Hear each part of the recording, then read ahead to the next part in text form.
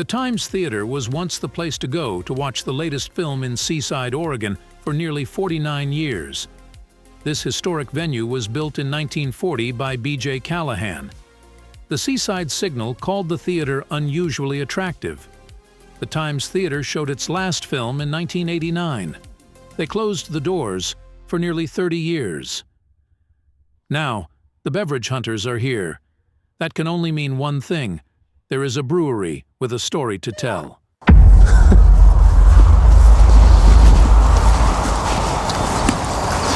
Hello everybody, welcome to another great episode of The Story Behind the Brew.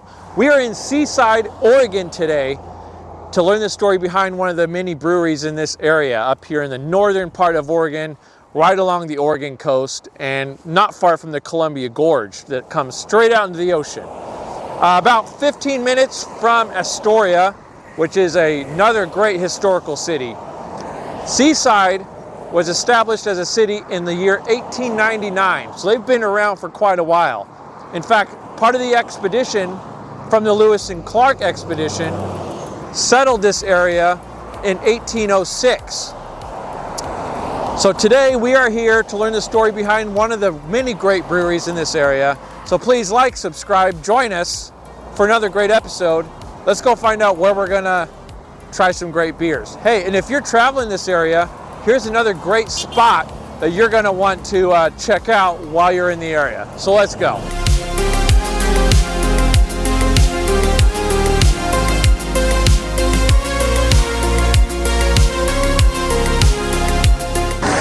It is an extremely busy Saturday here in downtown Seaside. And the brewery that we are going to check out is very unique today. It is located in an old movie theater.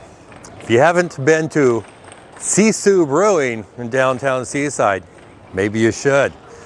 We're gonna go check it out and go get their whole story of behind the brew. Let's go check it out.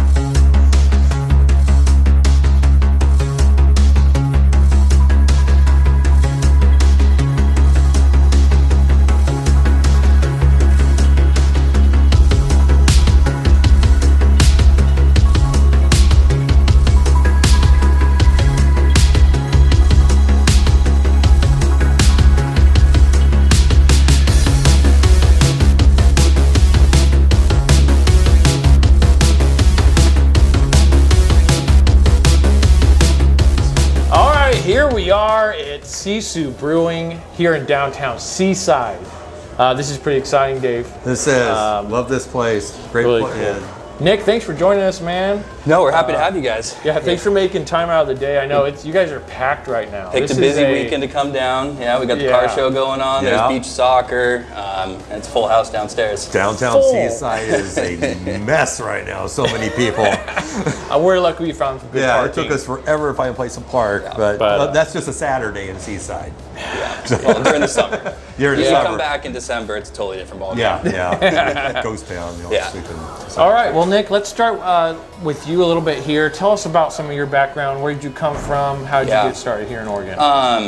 So I definitely had an interesting path getting here. I think that's kind of a common theme in a lot of brewers, right? They never, very few actually went to school to be a brewer, and this was their path. That's true. So certainly I was similar to that. I had zero brewing experience coming into this. I was actually a high school social studies teacher for a couple years. Wow. So then I was teaching as COVID happened. I was a long-term sub here at our local high school. And then when school stayed online the next year, there's no place for a sub for that, right? Because teachers have to, can't call it sick from your couch. Yeah. Right. Anyway, so I came here. I had a friend that was working here, and I was like, I'll just roll kegs around and figure it out.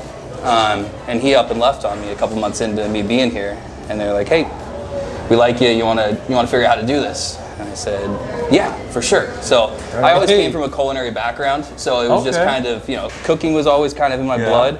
And this is just kind of learning how to use, new ingredients, and we're still cooking cooking beers. Exactly. Yeah. So I've been here about 4 years now. We're coming up on 4.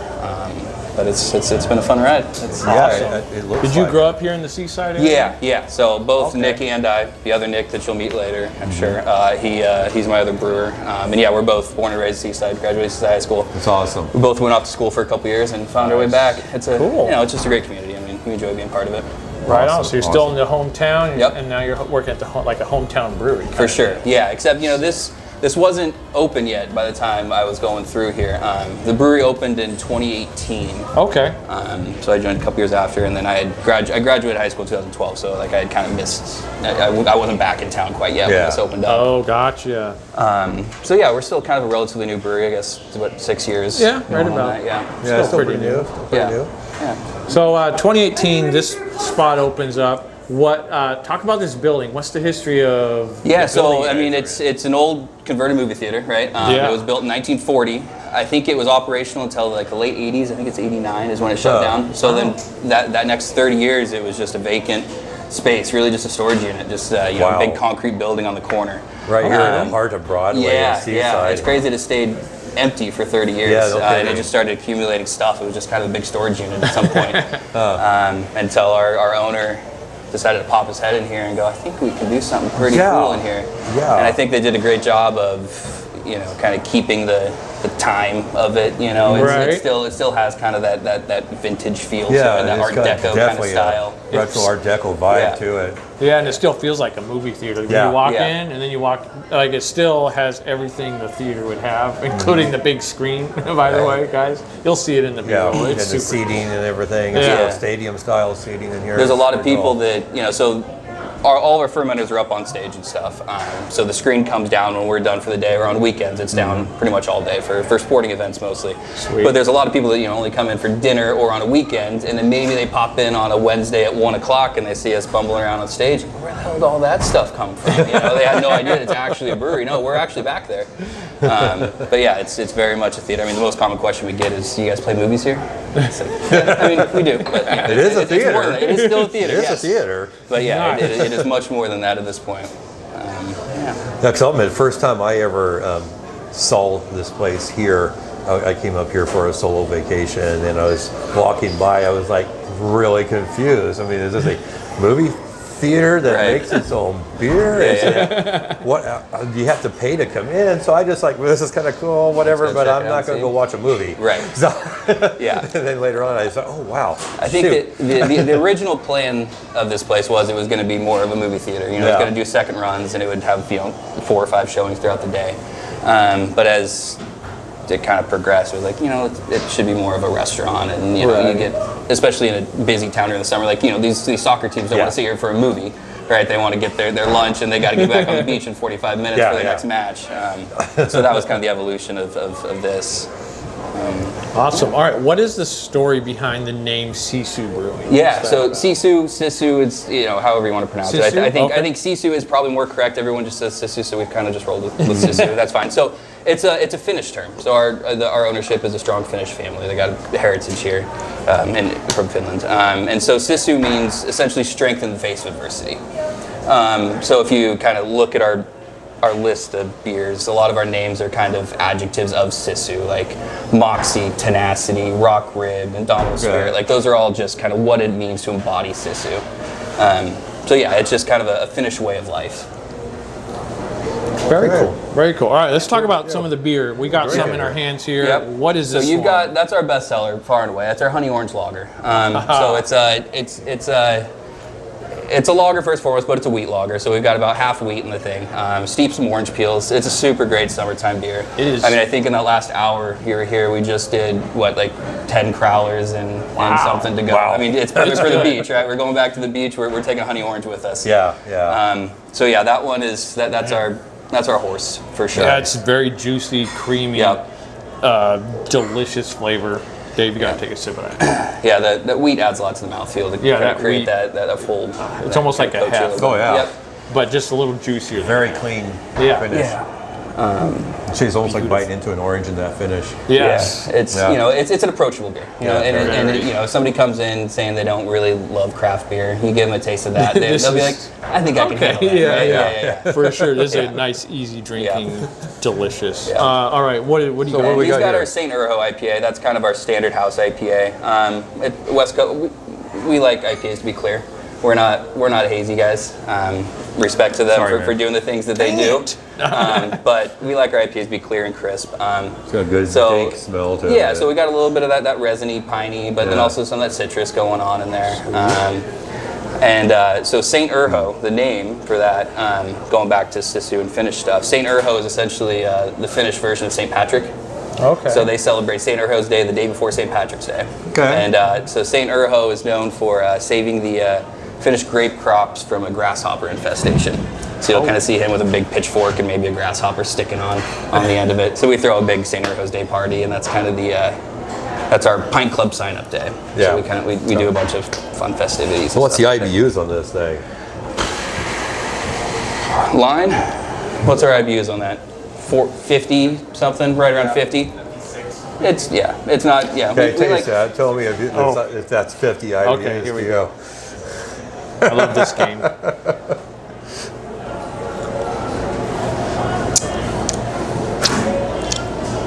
I would have guessed closer to 80. 65, maybe? It's got a good bite. 70. So I mean, there's a lot of Pretty dry cool. hopping that goes on Yeah. at the end of that, so that can kind of skew the numbers a touch. There's it's a double dry hop, so there's a heavy dose of that going on in there. But in terms of boil hops, it's pretty minimal. Yeah, because this is my kind of an IPA right here. Yeah, Dave loves those mean, grouchy IPAs. Yeah. No, that's Green, green For sure. beer. He loves them. I do too. I enjoy it, but I also enjoy more Yeah. hazy. There's a time and a easy place for drink. everything, right? Exactly. Yeah. Yeah. What do you got in your hand? I got our Mexican style lager. Okay, I mean, sweet. this is I think personally my favorite beer we do. Like kind of as we're talking beers, I enjoy really light, crisp, sessionable things. Yeah. Especially as the weather gets a little warmer here. It's a good one. Yeah, It's- on a nice hot day, you want For something sure. like that. And after you don't work, want I can this. sit down and have a couple of these and be okay. Yeah. And that's kind of we kind of pride ourselves on doing the lagers. We enjoy doing those, and especially being a small brewery, doing lagers I think is kind of cool. Right. Because it takes a hell of a lot longer to do this than it does to do that. Yeah, they do. Right. But we're willing to kind of take the time and do those things. And I think that hopefully the beer world is kind of coming back toward more light, sessionable stuff. I mean, we saw the double IPA craze and those things. yeah. They still exist, but I think that there are more people that are coming back towards, lighter stuff. I've definitely seen it in our travels. It's kind of more easy drinking, lighter beers coming around. Yeah. So it's really cool to see. But Hopefully they still we have staked those. our claim Yes. there, and we're ready for that to come back to us. Yeah. Yeah, Me, I like the whole spectrum. sure. Yep. I'll take one of those and then I'll take a double, barrel-aged stout. Again, there's a time and place for everything. And certainly, I mean, I enjoy my IPAs, and I go through phases where that's all I'll drink for, a week, and it's like, give me back home. All right. So you guys also have a restaurant here, Sure. correct? Yep. What kind of food do you guys serve out of that? Standard pub fare, burgers, sandwiches. Burgers are tremendous. We got a lot of good appetizers. We also have some other things. We can get some jambalaya. Yeah, I mean, it's good pub food. It's a bunch of fry baskets. Yeah, I If can you're attest sitting here to watching that. the game, get a basket of fries for the table or whatever it is. That'd be fun just- to watch the NBA finals on that screen. Oh, for sure, yeah. Sick. And we got popcorn machine and caramel corn down there too. So even more movie theater stuff and movie theater candy. So we've got we can. All right, so here's a facilitate it. destination for you guys. If you're, staying in the Seaside area, come on over. Oh, definitely. Have some brews, food, and watch a game. Yeah. Or a movie, whatever's on TV. You're not going to find a tap room as fun as this one. You're really not. No. And Love to hear it. It's packed downstairs. It's It is. packed. Yeah, It's we walked cool. in there. There's hardly any seating. And they got 2 stories here too. They got the upper deck too. Oh, that's right. Yeah, 2-story. Yeah. Yeah, We almost filmed this on the stage, so maybe we'll have to do that one of these days. We'll Next come time you're and do back, another yeah. one. Yep. There you go. All right, well, I think that wraps it up for this segment. Thank you guys for watching. We're going to move over to the brewing side and meet some of the other brewers. Thank you, Nick. Appreciate Absolutely, it. guys. Enjoy. Cheers.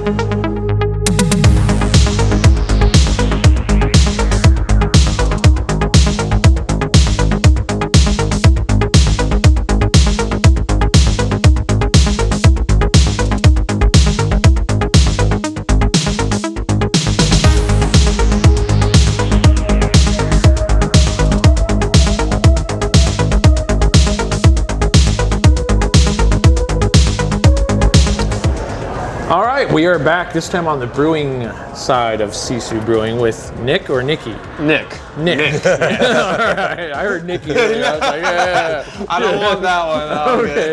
It's a nickname, I guess. It does get confusing here. Okay. So we're like, hey Nick, can you do this? And both of us. You're like, what? say Yes. that. Yeah. Hey, the last place or we understand like with the tone of how they say Nick. We're like, oh, yeah, that's me. I've been there on other Justins. Someone's like, Justin. We all like, what? Yeah. So if your name's not Nick, you will not get a job at Sisu Brewing as a brewer. yeah, Hey, Nick. Just saying.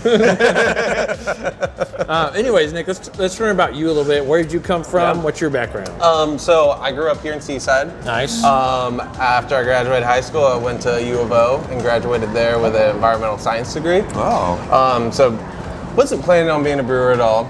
I love the science aspect. After I graduated, it was late 2019, and I went out and did a little traveling.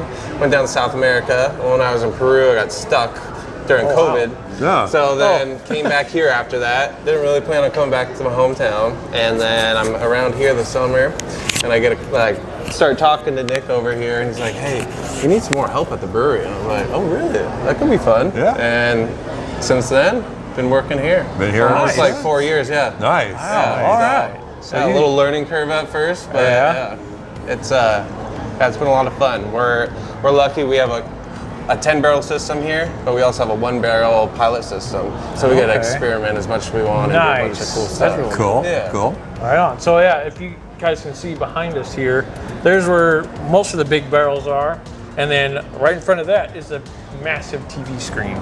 Yeah. Big This is a drop. movie We theater got the too. U.S. Open on right now. It's big and it's cool as heck. I mean, that's sick. All right. So did you just start learning how to brew beer here in this building, and you're just continuing to grow that craft? Yeah, exactly. Right We have the brewer that started this place or helped start it. He kind of had his hands on things and like was helping out. He's kind of phased out, took a different management role here, and so Perfect. It's been, I started green, and I'm here now. Nice. So how many beers do you guys have on tap? On tap, I think we have 16 taps. 16? Really? Yeah, we have about probably 12 beers that we have all year long. Yeah, Right. And then we rotate about around 4 to 5 seasonal ones, and it just depends, what we're brewing in the wintertime. We love doing a bunch of different stouts. Yeah. This last winter we did a fun seaweed stout. I have a friend that lives down in Garibaldi and runs a seaweed farm called Oregon Seaweed. And so she brought over some seaweed, stole seaweed, and so we're like, I don't know what to do with this, but let's try it out. Looked up a couple things on Google and was like, all right, let's take a crack at it. And we did a chocolate seaweed stout. Wow. We thought the salty brininess with the chocolate would be a good flavor mixed together, and it turned out pretty good. It was interesting. We've had oyster stout before. Yeah, so. I know. I've been interested in doing that too. So that was an interesting one. We do like a mole stout, and we try to have fun with like spicy stouts and whatnot. Nice. I like a little spice. And do we barrel aging with those stouts at all yet? No, we don't. So that's like one of our problems here is space. I mean, you can see you're not the only brewery with that issue. We packed everything in here as much as we can. Every nook and cranny. Exactly. Every nook and cranny of this place is on the other brewing side. supply, it's brewing equipment. Yeah. Where you go. Yeah, I mean, I just can't imagine them like bringing these fermenters in, and I'm glad I wasn't there that day. Oh, I bet. They craned it in like right over. Oh, really? Yeah. Wow. I can imagine. There's really no big doors anywhere. So. No, there's not. There's not. Wow, that would be a sight to see. Yeah, it would be.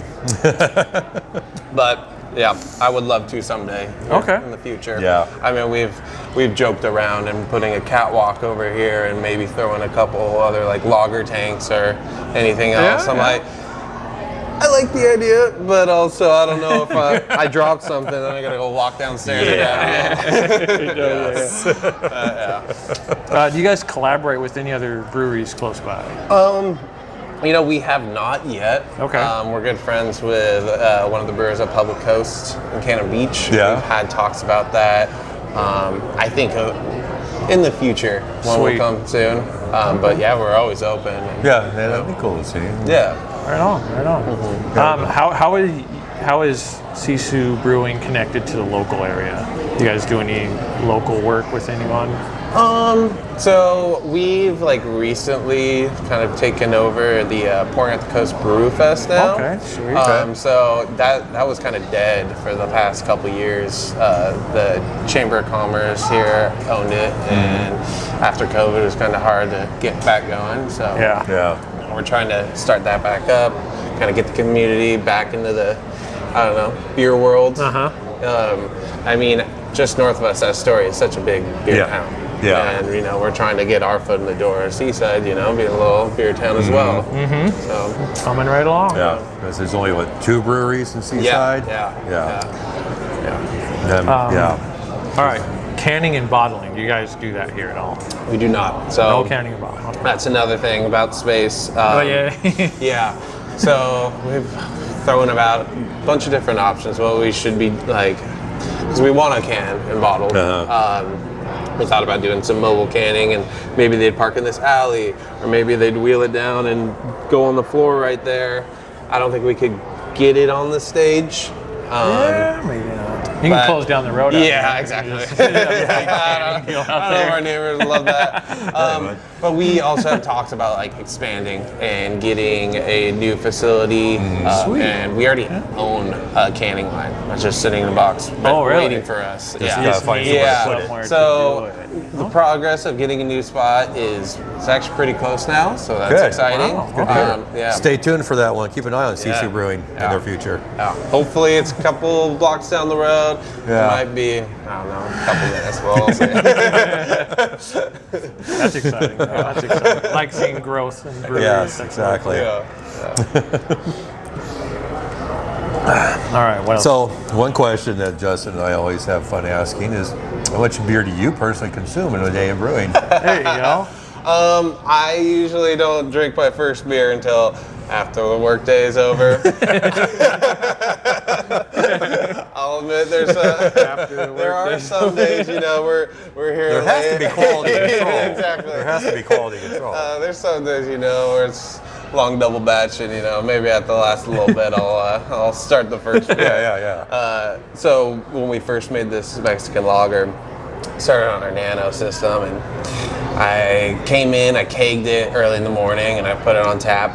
And I don't know, it was probably like 8:39. Not wanting to drink, but like I poured a glass and I was like, oh, I'm so interested. And I took a sip and I was like, we did something. Yeah. And I took a couple more sips. I was like, oh no, too early. Too early. Hold on. Beer for breakfast. We've done that before, huh, Dave? If you have to do it, you have to do it. Oh yeah. Happy to. I can say, you know, for myself, one time I was up in this area, I was at Gerhardt at McMenamin's, went in for breakfast, and I had, you know, cinnamon roll and a Terminator Stout. I mean, that's a good combo. I love that. I mean, who's not going to drink a beer at McMenamin's? Come on. Yeah. We make Dave a hasn't coffee stopped stout. talking about McMenamin's this Justin whole loves trip. McMenamin's. This morning. Yeah. Every exit. Hey, there's McMenamin's. Hey, there's a McMenamin's. We're going to stop there, I guess. That's great. Anyways, I think that wraps it up for us. So, Do you got anything you want to say to the people out there? Come by, drink Come through. delicious I'd beer. love to see you. Come on a weekday so you can come see us working on stage. There you go. Blowing ourselves up with beer and whatnot. Heck yeah. Hopefully not. yeah. All right, well, thank you so much for watching this episode of Behind the Brew here at Sisu Brewing in Seaside, Oregon. Stop by, grab a cold beer, and tell them Beverage Hunter sent you. And we'll see you guys at the next brewery. Till next time. Cool. Cheers.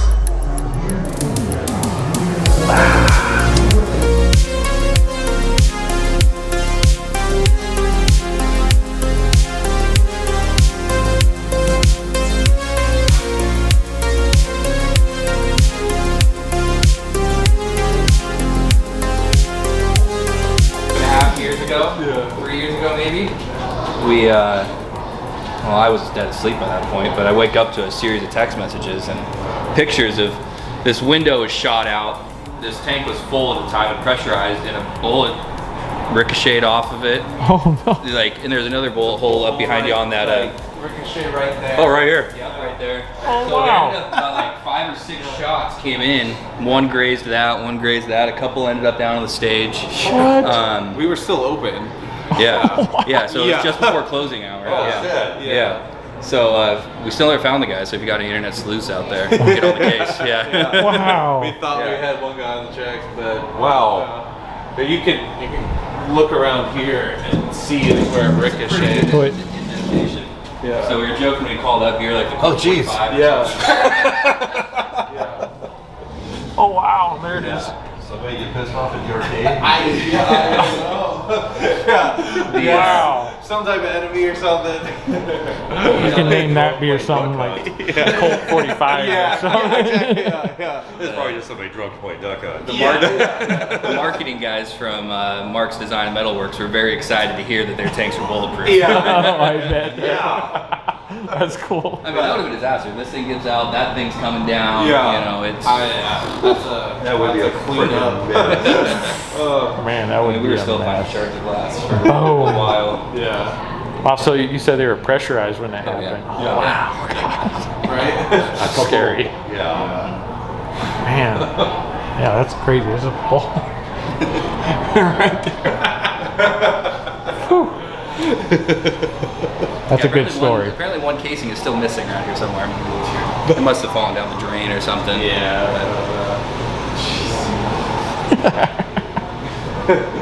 You should get those glasses with the bullet in it. Yeah. Just for that one, you know? Let's go figure that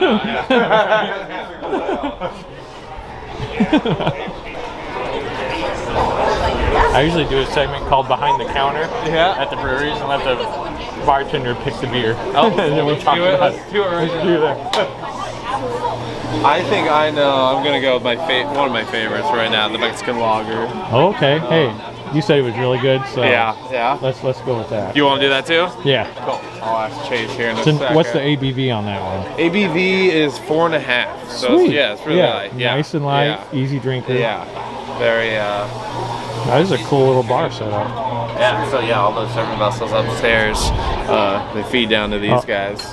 So we just use those serving vessels as like, I don't know, we can fit like 11 kegs in each one. Wow. So Okay. it's nice because I mean we don't have that much cold storage too. So yeah. it's a lot of juggling and those things help out a lot. Yeah. You guys do crowlers. We do crowlers, yes. Okay, Yeah, sick. and growlers, but yeah. Growlers and crowlers. Yeah.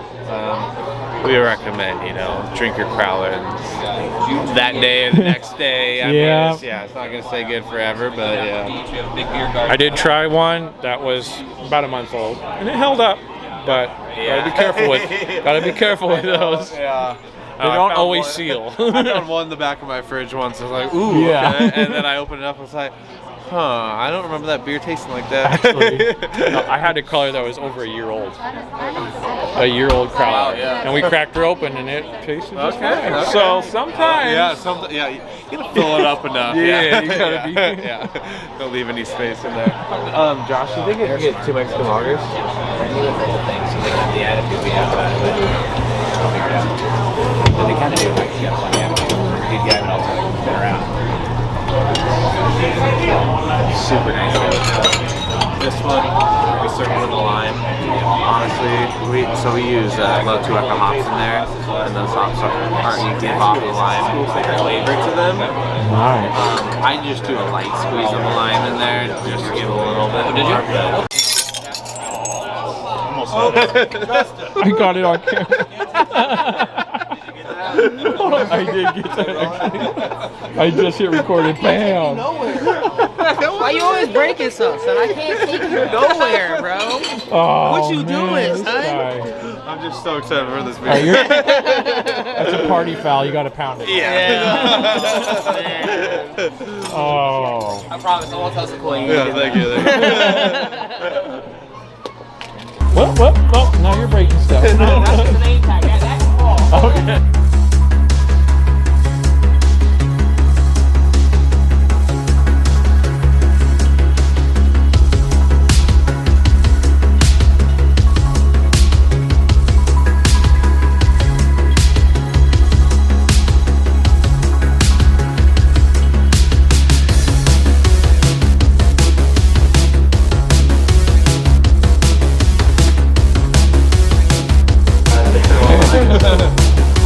little bit of work to do there, just to but overall, you know. Well, guys, that wraps it up for us here at Sisu.